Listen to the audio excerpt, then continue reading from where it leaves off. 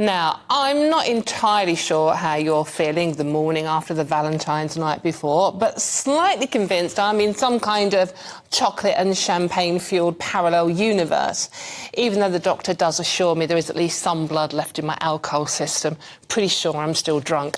Well, how on earth do you explain that Nicola Sturgeon has cancelled herself, Keir Starmer has cancelled Jeremy Corbyn, our armed forces have cancelled Common Sense, and either ET or the Chinese are spying on us? Oh, and don't forget that a well-known soft drink is now, checking my notes, oh yes, racist, because what isn't?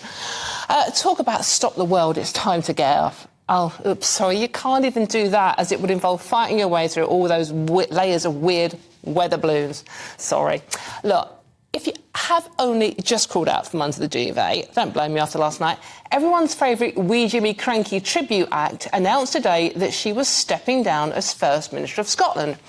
This is despite the fact, just a couple of weeks ago, Nicola Sturgeon was insisting she had plenty left in her tank. Oh, it doesn't bear thinking about, does it? Fast forward to today, and she says she's been mulling over whether to go for some weeks. Well, what's that about?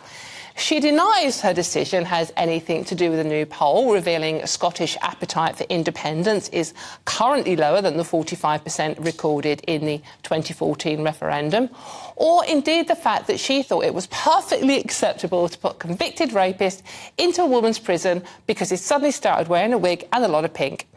Nope, it's honestly to spend more time with her family and that she knows when to go. Though I'm not entirely sure that last bit's true, as it took her over 30 minutes of self-indulgent Jacinda Ardern resignation-style claptrap to say bye.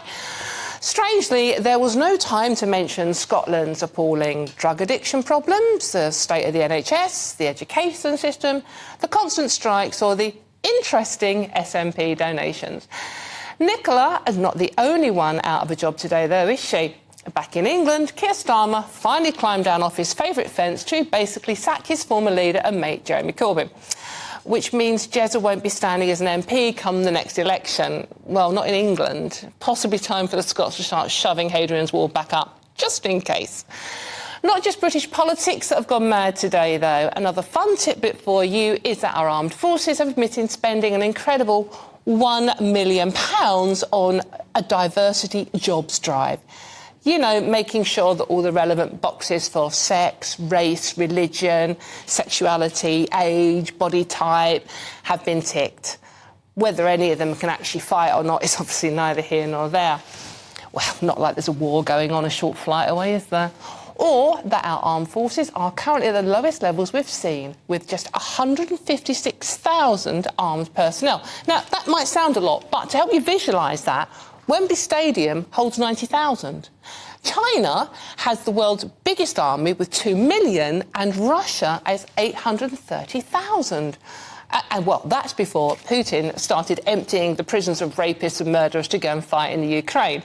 And our lot are worried about offending the woke mob by not having enough ethnic minorities or genders. Do me a favour. Look, geez, it's enough to make anyone reach for a stiff drink, or even a soft one. But not lilt, though. Oh, no, can't do that. The fruity, fizzy beverage with a totally topical taste is now, yep, racist. As is everything these days, isn't it, obviously? And talking of the importance of skin colour, let's go back to those mysterious balloons the Americans are busy blasting out of the sky. Could they be sent by little green extraterrestrials rather than the Chinese? Be worrying, wouldn't it? Nah, not because of the fear of flying saucers suddenly hovering menacingly over our major cities, but what in the hell we're supposed to do when the invading aliens demand what they always do in the movies, and that's be taken to our leaders.